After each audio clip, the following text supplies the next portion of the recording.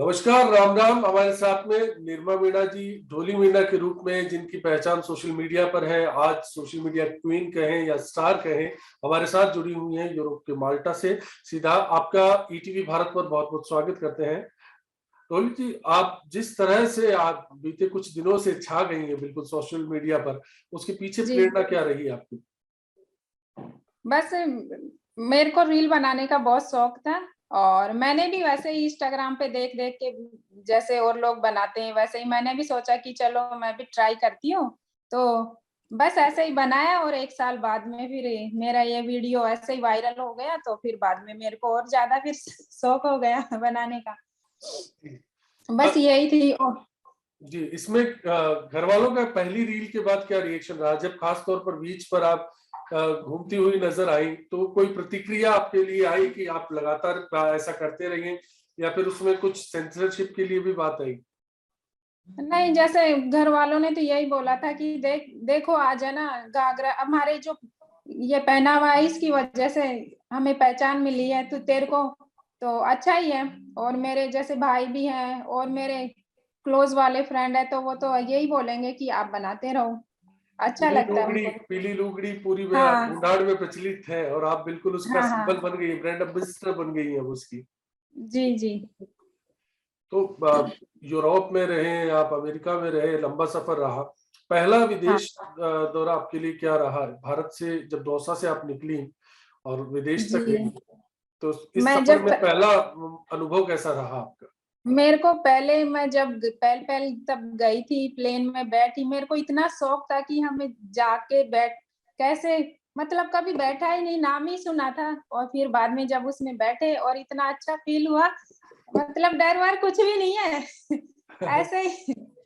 और फिर बाद में जब गई तो, लेकिन मेरे को इंग्लिश इतनी नहीं आती थी, तो यही परेशानी थी मेरे लिए कि मेरे को भी इंग्लिश आ जाए। इतनी अच्छी वो बोलते थे, इतनी अच्छी बातें करते थे, तो मेरे को बस यही लगता था कि इतने अच्छी इंग्लिश बोलते हैं तो मेरे मेरे को भी आ जाए। तो फिर बाद में जब मेरी फर्स्ट पोस्टिंग थी तो हम अफ्रीका गए थे, जी। जाम्बिया। तो वहां पे हम 3 साढ़े 3 साल रहे वहां पे। तो थोड़ी थोड़ी आ गई थी मेरे को वहां पे। और उसके बाद में जब हम यूएस गए, अमेरिका, उसके बाद में फिर मेरे को और भी अच्छी आ गई थी।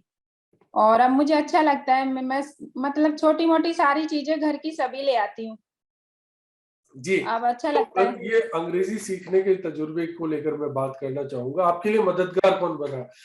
घर के जो बाकी सदस्य थे, साथी थे जो काम में हाथ बटाते, वो आपके पति, या फिर बाहर बाजार में जैसे सब्जी खरीदते हुए भी हमने देखा, आपका एक वीडियो वायरल हुआ था, तो हाँ आमतौर हाँ। पर भाषा के लिए सहायक वो सब्जी मंडी के लोग बने?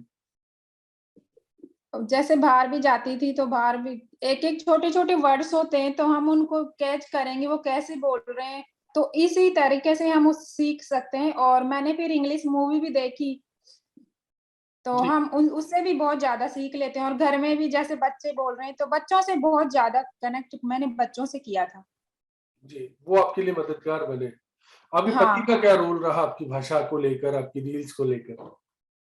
पति तो वो तो मैं मेरे हस्बैंड के बारे में बताऊंगी। हम दोनों अभी भी हमारे जो राजस्थान की लैंग्वेज है, थे काई कर रहा चो काई खाओगा, आज था के लिए काई बनाओ, तो हम दोनों वही बातें करते हैं, अभी भी सेम वही बात बोलते हैं। अदरवाइज हम हिंदी में भी नहीं बोलते हैं कि आपको ये चाहिए या वो चाहिए, हम यही बात करते हैं, आ जाओ रोटी खा लो चाय पी लो हाँ, बिल्कुल। जमीन नहीं छोड़ी आपने, जमीन पकड़ के रखी है, हाँ चाहे अमेरिका में है मेरे चाहे हाँ यूरोप में है।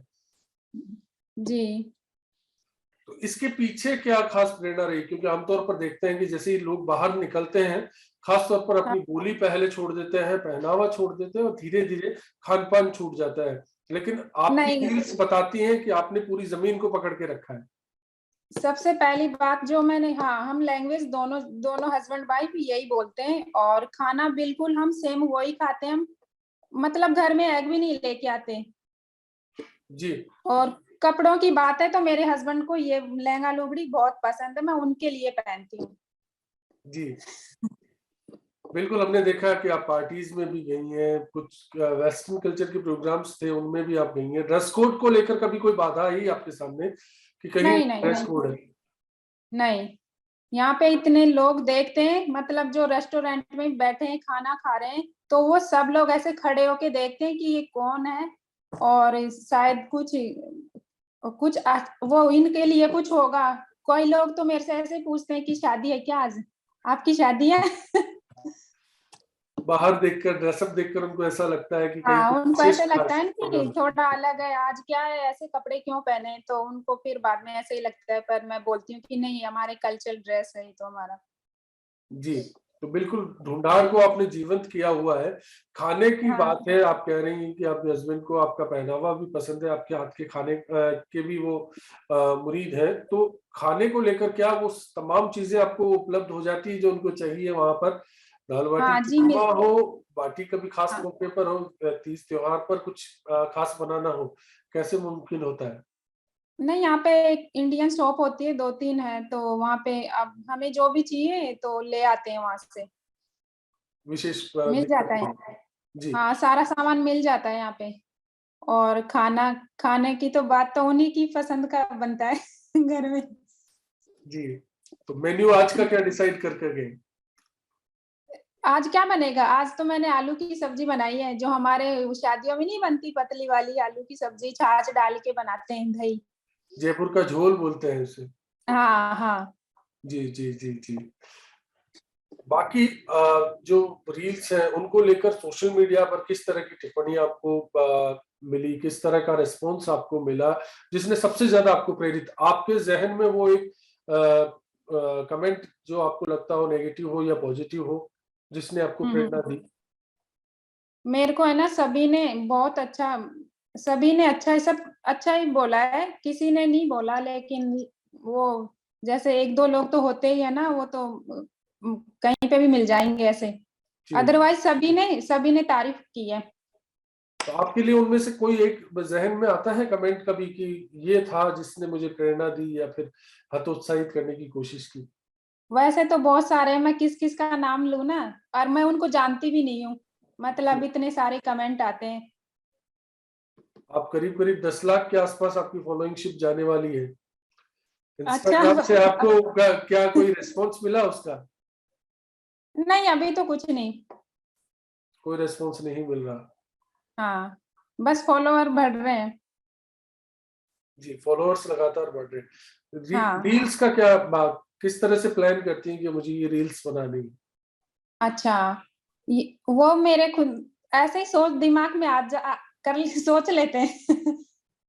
जी, कहीं भी किसी मौके पर भी? हाँ, हाँ।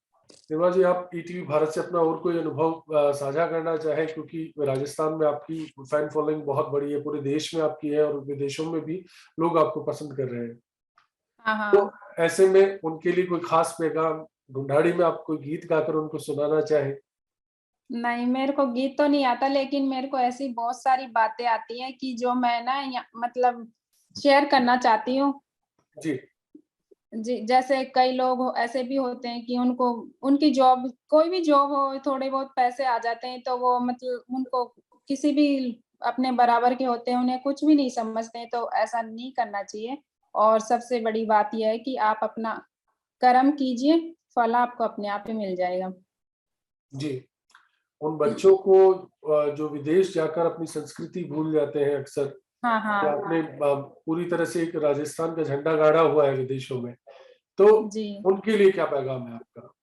उनके लिए यही है कि मैंने तो जो करना था मेरा किया, लेकिन सबसे ज़्यादा उन्हीं का सपोर्ट है मेरे लिए। तो उनको बहुत-बहुत धन्यवाद दिल से। जी, ईटीवी भारत से बातचीत आपने की, बहुत-बहुत शुक्रिया आपका। उम्मीद है आपकी जो फैन फॉलोइंग है, दिन और रात यूँ ही बढ़ती रहे, आपके रील्स का सिलसिला बरकरार रहे और आप लोगों का मनोरंजन यूँ ही करती रहे। राम, राम, नमस्कार। Thank you. राम, राम।